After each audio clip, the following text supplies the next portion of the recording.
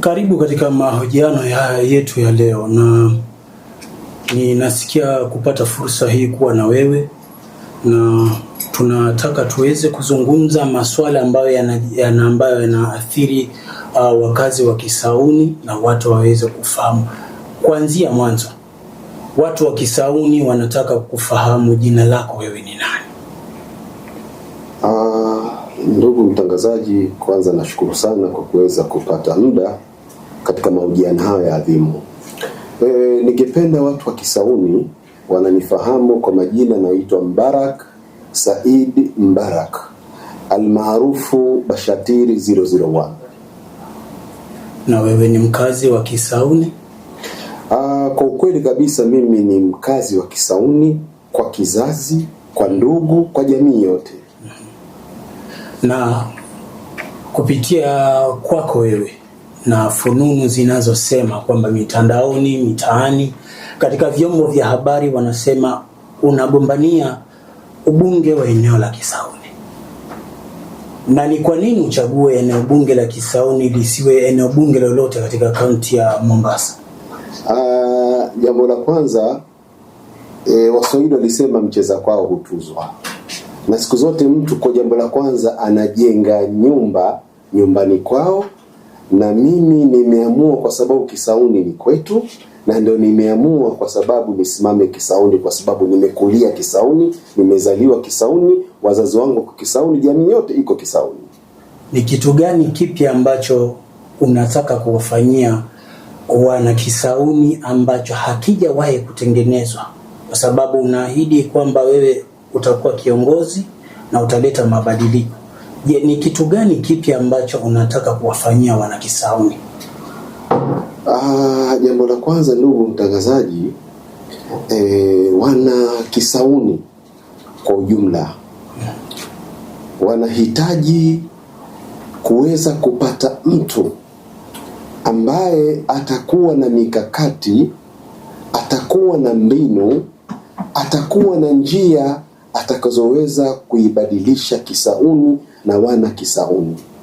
Mikakati yangu, Mwenyezi Mungu akipenda, nitakapochaguliwa katika kinyang'anyiro cha 2027. Kisauni, jambo la kwanza kabisa, tuna maeneo makubwa sana. Lakini maeneo yale makubwa sana, wana Kisauni nataka ku create opportunity. The kind of opportunity which I want to deliver katika eneo la Kisauni ni namna gani ambayo ku-create vijana wapate kazi, na vile vile kutafuta mbinu za donda sugu ambalo ni la usalama. Na mbali na hayo, na vipaji katika eneo la Kisauni, nitafute njia ambazo nitaziinua zile talented, ili kusudi vijana waweze kunufaika na zile ambazo kuwa talanta walizokuwa nazo. Tukizungumza swala hilo na kutukibakia katika swala hilo unalolizungumza, ahadi nyingi zimeweza kusemwa kwamba kiongozi ambao yupo na kiongozi ambaye ashawahi kuona kurejea nyuma. Lakini baada ya nyinyi wanasiasa kuweza kupata ile fursa, mnapotea.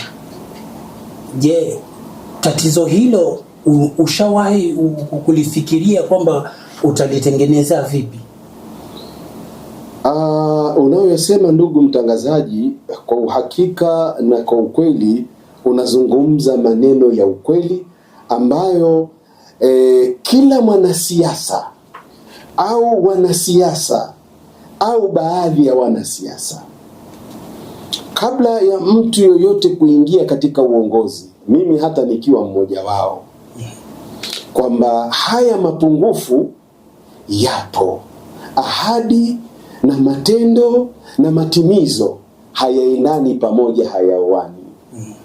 Kwa hiyo wananchi wa Kisauni, ningependa jambo la kwanza wawe na imani na mimi, kwa sababu moja au sababu mbili ambao nitakaokuwa nataka waniamini. 2027 ni kila mmoja atarudi tena katika zile ahadi ambazo wananchi wamechoka kuzisikia. Hata mimi ndugu mtangazaji nimekumbana nazo, baadhi ya watu kulalamika, sifai kukasirika kwa sababu wamechoka kwa ahadi ambazo wameahidiwa kwa kipindi kirefu sana. Kabla ya mwaka wa 2027 ambapo ndipo unanuia kuwa mbunge wa Kisauni, kufikia sasa una miradi gani ama kuna vitu gani ambavyo unavitekeleza kwa wakazi wa Kisauni?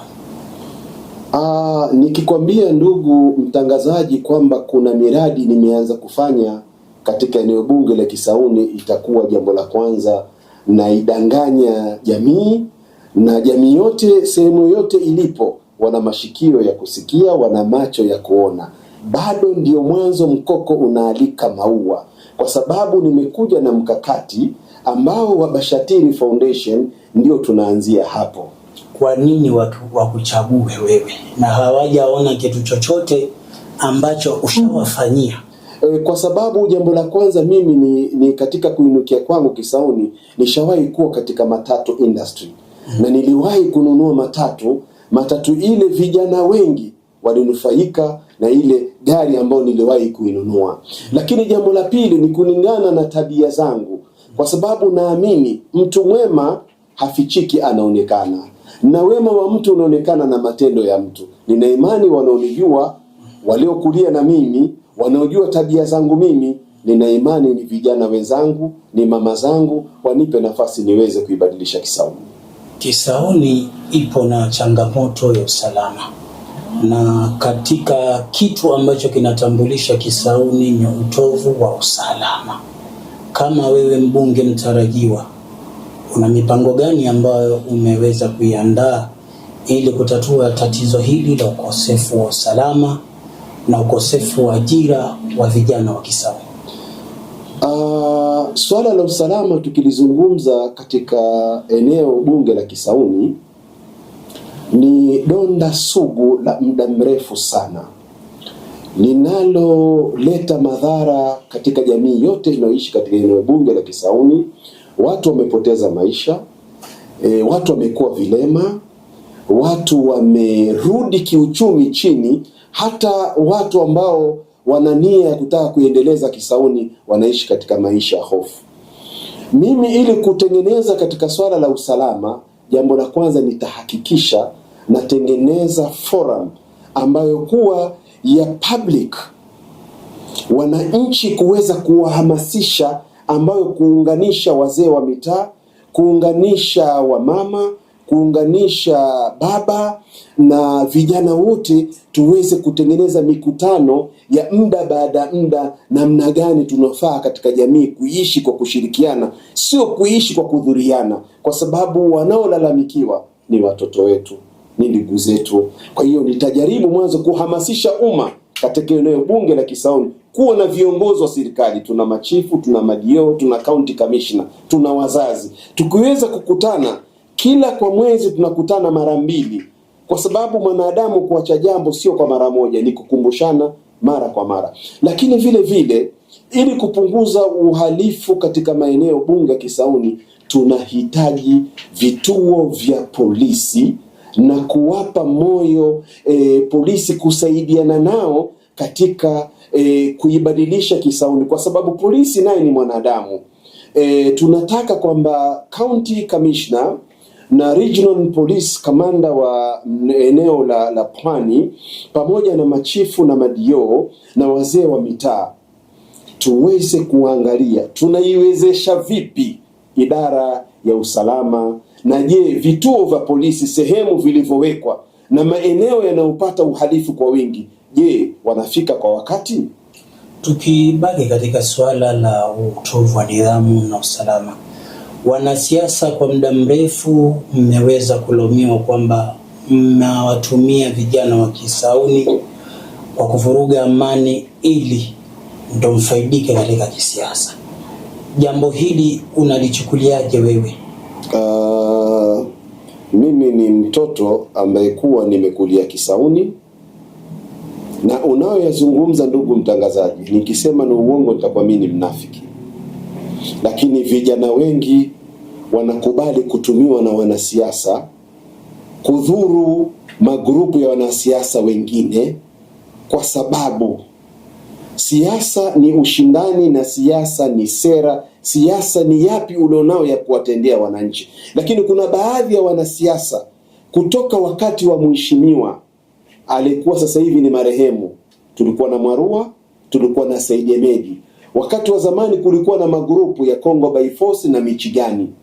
Kwa hiyo haya mambo ya kikosi hichi mwanasiasa huku watumie kwenda kuvuruga kule na yule kuvuruga, ni kitu kilikuwa tangu enzi sijazaliwa na nimekulia haya, nimekutana nayo katika uongozi ambao nitajitahidi kuweza kupigana na usalama. Na neno la wanasiasa kutumia ni lazima viongozi tukemee, na lazima serikali ije na mikakati thabiti kwamba itakapojulikana, itakapothibitika kwamba wewe mwanasiasa unayetaka siasa unakuja kutuma vijana wakaue vijana wengine au wakadhuru vijana wengine, basi ikiwa kikosi kile kutafanya upelelezi ikabainika, ikathibitika, basi mwanasiasa yule achukuliwe hatua za haraka, kwa sababu itakuwa vijana wameharibu mali za watu, wameathiri watu. Kwa hivyo ingelikuwa serikali yetu kabla ya kampeni, hatujaanza kufanya kampeni,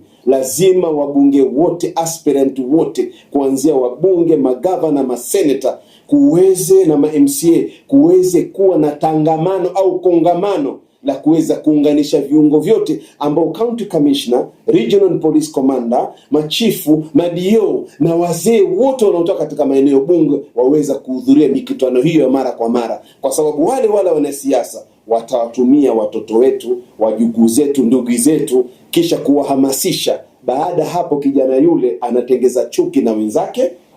Baada siasa kuisha, vijana wengi wamehaidiwa mambo mingi sana, wamekwenda kuvuruga amani. Mwisho wa kuisha, vijana wale wamebakia katika sehemu za madawa ya kulevya. Wengine wameharibikiwa kwa sababu walikuwa na hamu, waliotiwa na wanasiasa na ahadi. Vipi unakuwa mwanasiasa, unataka uchaguliwe na wananchi, unakwenda kutengeneza vikundi vya wahuni kwenda kuharibu mkutano wa mwenzako, kisha wewe mwanasiasa unatoa ahadi zako majukwani, mimi nitawajengea hichi, mimi nitawafanyia hichi.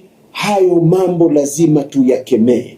Haya mambo ya kutumia vijana kwa njia za manufaa zetu sisi wanasiasa ni jambo wananchi kwa jumla Kenya nzima na viunga vyote vya Kenya katika kaunti zote, lazima wananchi wote waungane kwa sauti moja kukemea haya mambo. Swala lingine ambalo limeweza kuathiri wakazi wa Kisauni na ni swala la kihistoria tangu Kenya iweze kupata uhuru, ni swala la ardhi. Kisauni kumekuwa na mashamba ambayo yamenyakuliwa na mabwenyenye, maeneo ya Mwakirunge, maeneo ya Utange, na kumekuwa na ubomozi wa nyumba. Wewe kama mheshimiwa mtarajiwa Bashir, ambaye unatarajiwa kuwa mbunge wa Kisauni, swala hili la ardhi ambalo ni donda sugu utalitatua vipi? Ukisema kwamba ndani ya Kisauni katika swala la ardhi ni donda sugu, ndugu mtangazaji, unazungumza maneno, unaifanya roho yangu ipate huzuni, akili yangu ivurugike, kwa sababu nina watu ambao katika jamii inauhusu wana Kisauni, ambao ukija katika maeneo ya Utange, Wema Center na sehemu nyingi za Vikwatani, sehemu za Mwakirunge, sehemu za Mwembelegeza, tuna ndugu zetu wamevunjiwa, tuna ndugu zetu wamefurushwa kwa kutafutwa wahuni ambao kwenda kuwaondoa watu wengine. Mimi katika Mungu akinijalia katika uongozi wangu, kweli mtu anapoingia katika eneo la mtu kisheria ni makosa. Lakini je, inakuwaje wewe una ardhi yako ambayo unakuja kuiclaim sasa miaka 30, miaka 40, ulikuweko wapi wewe?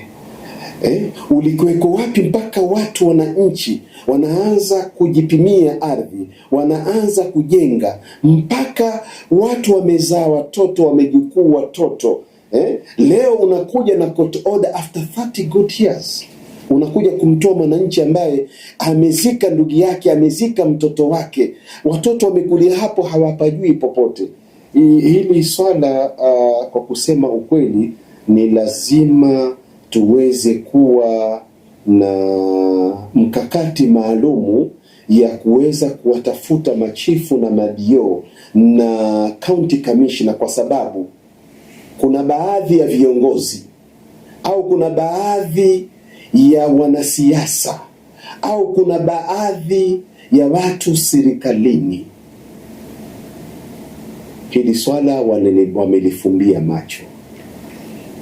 Na tukisalia katika swala hilo la ardhi, zipo ardhi nyingi sana ambazo zipo maeneo hayo ambayo tumeweza kuyataja, ambapo wamiliki hawapo katika nchi ya Kenya.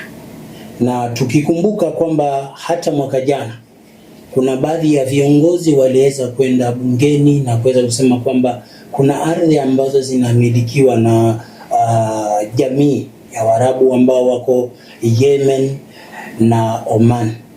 Je, wewe kama mbunge, ni hatua gani ambayo unaweza kuchukua ili wakazi wa Kisauni waweze kupata zile ardhi na wagawanyiwe na waweze kupata vyeti ili waweze kuishi kwa vizuri? Jambo la kwanza unayosema kwamba kuna watu wana ardhi lakini hawapo ndani ya nchi hii, lakini walikuwa babu zao au baba zao walikuwa na haya mashamba na wananchi wakaweza kuishi, wakazaana, wakajenga. Ninachoona njia sahihi inayotakikana, anatakikana Mheshimiwa Dr. William Ruto, Rais wa Jamhuri ya Kenya, aweze kuwa na mikakati maalumu pamoja na waziri wa ardhi, kwa sababu waweze kutangaza kwa njia zitakazokuwa zitamnufaisha mwananchi kwamba yule mwenye ile ardhi, basi serikali ijitolee kuinunua ardhi ile kwa wenye zile ardhi, au kwa makubaliano ya wale wenye ardhi kwamba huyu mwananchi aliyekaa hapa aweze kulipa kidogo kidogo, lakini mwananchi yule hana uwezo wa kulipa. Sasa atailipa vipi ile ardhi? Tunasema kwamba serikali katika ardhi zote ambazo ziliwachwa na watu, serikali waweke hivi vitu katika Kenya Gazetted. Wao kama serikali waseme kwamba ulikuwa kwa wapi miaka 10, ulikuwa kwa wapi miaka 20, ulikuwa kwa wapi miaka 40. Hii ni mali ya wananchi. Tukisalia katika swala hilo, pia kuna swala la madawa ya kulevya Kisauni. Unapotaja maeneo ambayo yameathiriwa pakubwa sana na madawa ya kulevya, Kisauni hatuwezi kuiacha nyuma, inaongoza. Swala la madawa ya kulevya unalizungumzia vipi na ni jinsi gani ambavyo utapambana nalo? Ndugu mtangazaji, mimi nilioko hapa nazungumza kitu ambacho niko na ushahidi nacho na experience nacho. Mimi nina ndugu au mimi nina kazi zangu waliopitia kwenye madawa ya kulevya. Mtu aliyekuwa amesoma, amekuwa ng'ambo, lakini leo hii amekuwa ni mtumiaji wa madawa ya kulevya. Nasikia uchungu sana, na kuna wazazi, tuna ndugu, hili kitu kimeumiza jamii kwa ujumla. Na ukiangalia eneo bunge la Kisauni, 70% vijana wameathirika na madawa ya kulevya.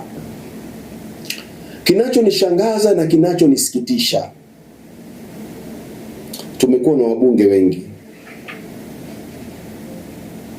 na katika wabunge hawa tuliona wengi, ndugu mtangazaji, sijaona pesa katika ofisi ya gavana, sijaona pesa katika ofisi ya mbunge kwamba ilijitolea kujenga rehab kubwa, ikatafuta ardhi ni Mwakirunge ama sehemu yote, kwa sababu serikali pia ina ardhi, ikaweza kujenga rehab center ambayo itakokuwa under very tight security, na wananchi wahamasishe kwamba anayekutwa na dawa za kulevya pale, wananchi wenyewe wakiungana na serikali, sio kwa kuwadhuru wale watoto, lakini kuweza kutafuta mbinu za kuweza kuwachukua na kwenda kuwapeleka kule ili waweze kupata tiba ya kuweza kuondolewa haya matumizi ya madawa ya kulevya, kwa sababu wengi hawakuzaliwa na utumiaji wa dawa za kulevya,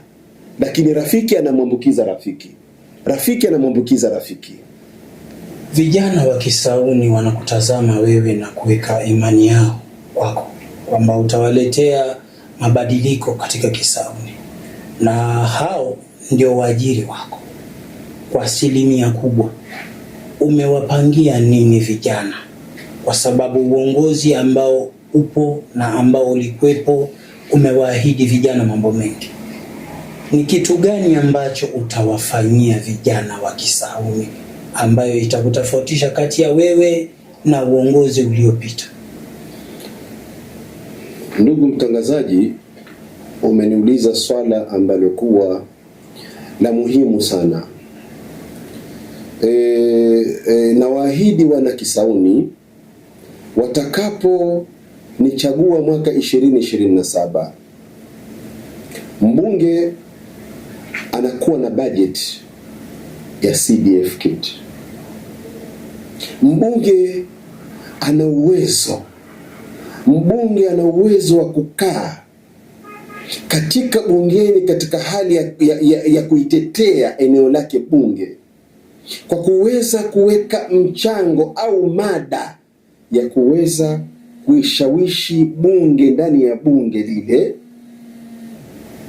ili kusudi aweze kupata funds zaidi ya kuweza kucreate job opportunity.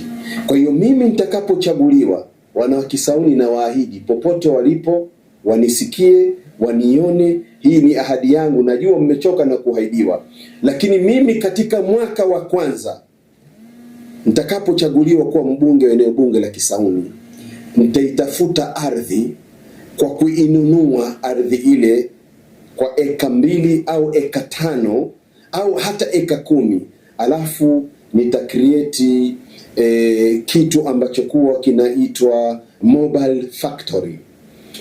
Mobile factory ni kitu kinawezekana kwa wabunge na magavana waliotangulia kuwepo hapa. Ukenda China kuna mashini zinauzwa za kutengeneza misumari. Ile misumari, kwa sababu watu wengi wanakwenda hardware kununua misumari, nikianza kutengeneza misumari, vijana wale watakuwa inatoka ajira ile, wanakwenda kusupply katika zile hardware. Lakini ahadi ya pili ninaoahidi mimi kwamba nitatengeneza again mobile clinic ambayo itakuwa inatengeneza Pampers. Hizi Pampers wazazi wetu, dada zetu wamezaa sana, na Pampers ziko hali ya juu sana, wengine hawana uwezo wa kununua Pampers. Kwa hiyo ni hizi vitu vinawezekana kutoka China. Sizungumzi kwa kufurahisha umati, sizungumzi kwa sababu nategemea kuchaguliwa katika 2027. Ni katika ahadi zangu ziwe na kumbukumbu kwamba zile mashini tutakapojenga kama namna ya godown pale, zitakuwa zinazalisha kutengeneza Pampers ambazo zitapatikana kwa bei nafuu, na wale wanaofanya kazi watakuwa wanazisupply, ajira zinaendelea hapo. La tatu ninachoahidi wana Kisauni ni kutengeneza factory ndogo ambayo kwa ya kutengeneza ya water, kutengeneza maji ya kunywa ya chupa haya, ambayo unaweza kuyatengeneza badala kuwa yanayasubiri kutoka mjini, tuweze kutengeneza haya maji na vijana waweze kwenda kuyasupply, kwenda kuuza. Kwa kitendo tukifanya namna hiyo. Lakini mbali na hayo, tunatengeneza college. Hichi ndio kitu ambacho nataka wanielewe. Elimu ni kitu muhimu sana. Natengeneza namna kama ya holi kubwa ambayo itabeba vyerehani kama 200 kwa ujumla, na pale kutakuwa na walimu ambao watakuwa ni wakufunzi ambao tutaweza nikichaguliwa watalipwa na ofisi ya mbunge ambaye nitakuwa nimeteuliwa, ili kusudi kuwafundisha wale, kisha ajira zitokamane pale kwa wanaume kwa wanawake kujifundisha kushona. Mbali na hapo, tuna shule nyingi katika eneo bunge la Kisauni. Sasa badala ya wazazi kwenda kununua uniform kwenda town, unaonaje ndugu mtangazaji, tuna sehemu ya virehani 200 iko pale ambao watu wamefundishwa na wamebobea wakaweza kuhitimu, kisha tukazungumza na mashule kushirikiana na wazazi, kwa sababu wazazi wengine watoto wao pia wanahitaji vibarua. Kwa hivyo from there it is an opportunity kwamba nguo zinashonwa ndani ya eneo bunge la Kisauni na zinauzwa kwa bei nafuu. Hizo ni katika ajenda zangu kuu ambazo ningezihitaji niweze kuziweka kipaumbele. Tukisalia katika eneo hilo hilo la Kisauni, lipo swala pia la mafuriko ambayo tukirejea kama miaka miwili iliyopita kuliweza kunyesha mvua, watu wakapoteza maisha, wakapoteza biashara zao.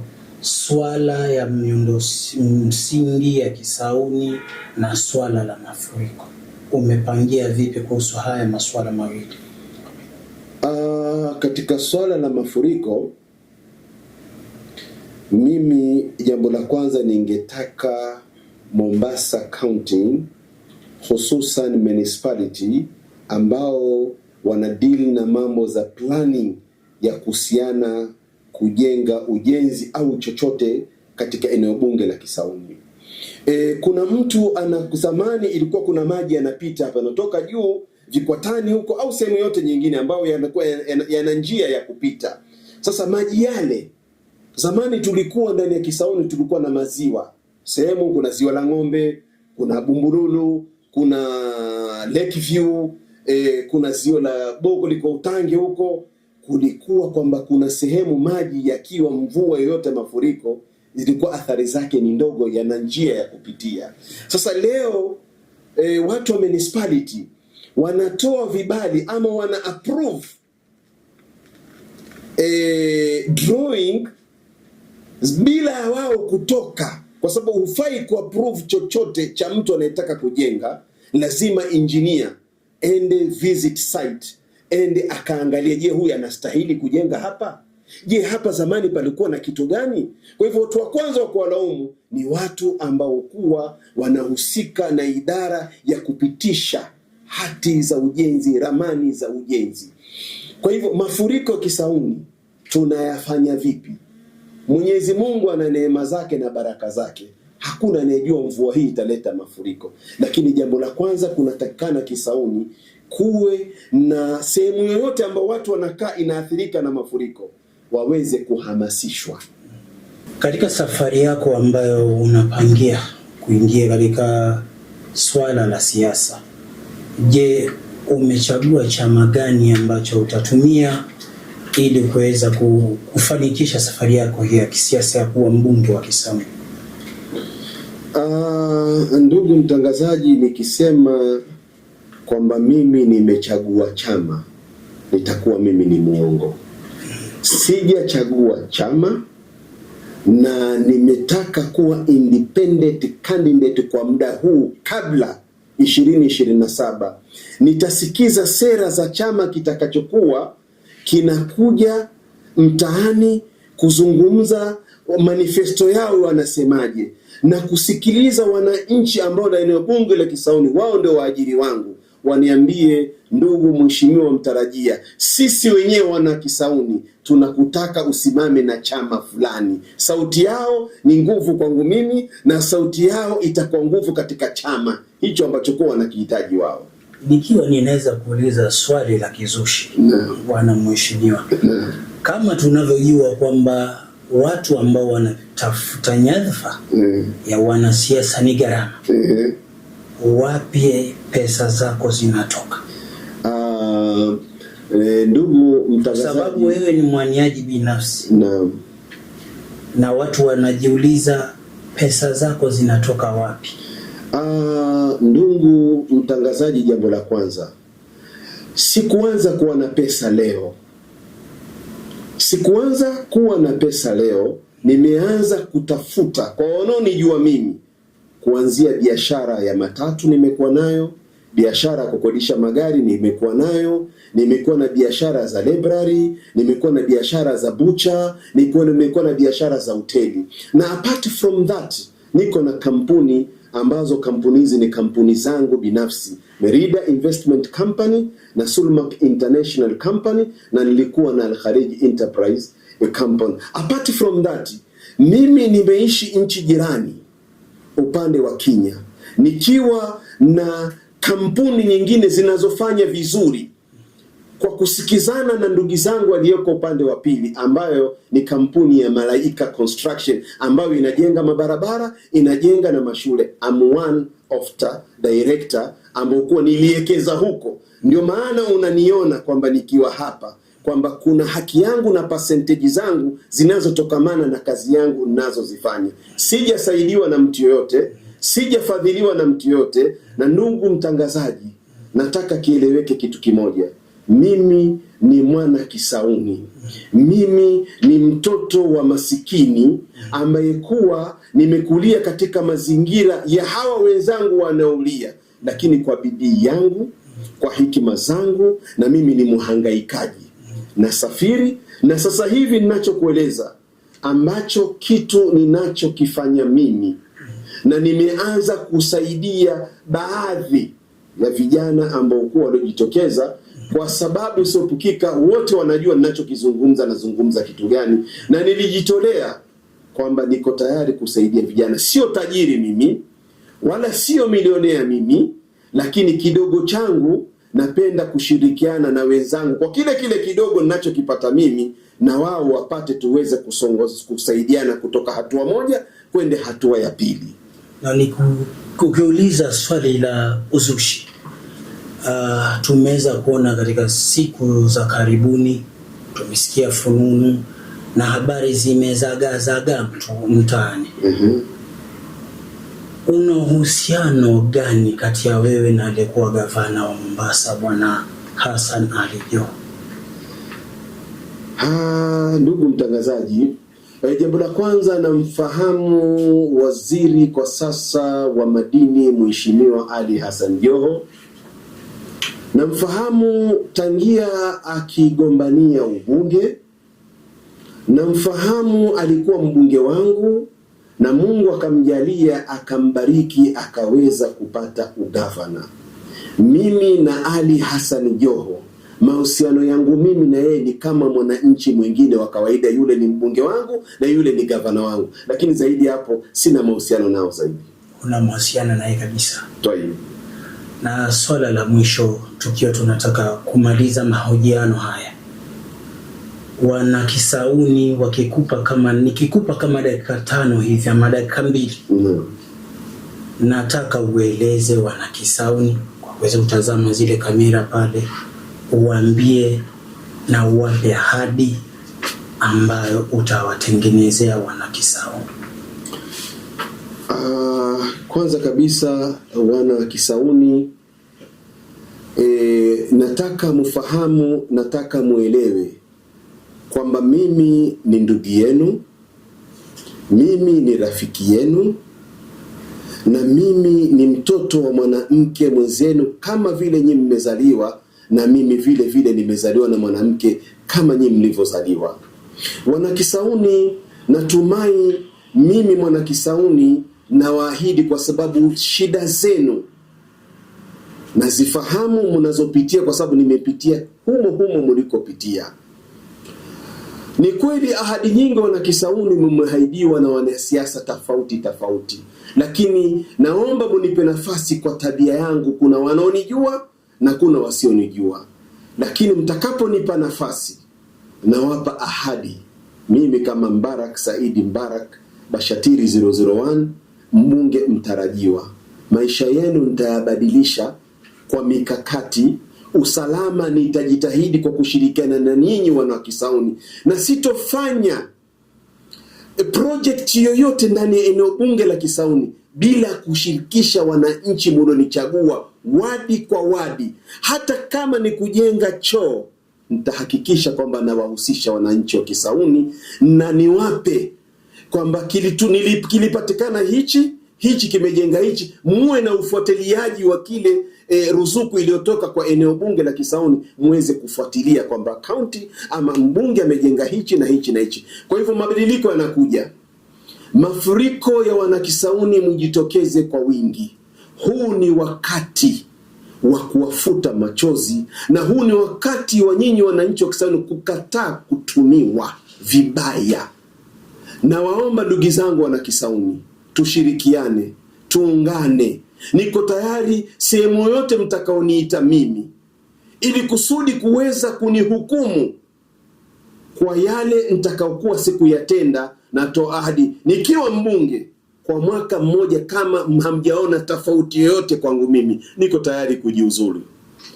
Niko tayari kujiuzulu wana Kisauni, tena kwa hiari. Hii ikae kama kumbukumbu, kwa sababu nimetaka uongozi kuwasaidia wananchi wa Kisauni. Sasa kama mmenichagua, hakuna chochote nilichokifanya, nimeenda kwa maslahi yangu mwenyewe binafsi. Sasa itakuwa wana Kisauni mmechagua kiongozi ama mmechagua jitu ambalo kuwa halina huruma, halina imani na nyinyi. Naomba imani zenu, mapenzi yenu, nipeni nafasi niibadilishe Kisauni. Na nina imani kwa kushirikiana na mimi, nyote wananchi wa Kisauni, niko tayari kuwasikiliza, niko tayari kuwatumikia. Shukran. Tunakuombea safari njema katika swala hili la ugombezi wa ubunge, na tuna imani kwamba wana Kisauni wameweza kukusikia na wamekupa sikio lao, na wanatarajia mengi sana kutoka kwako. Na labda siku nyingine tutaweza kukaa na wewe na kuweza kuzungumza masuala mengi zaidi ya wana Kisauni na wakufahamu zaidi.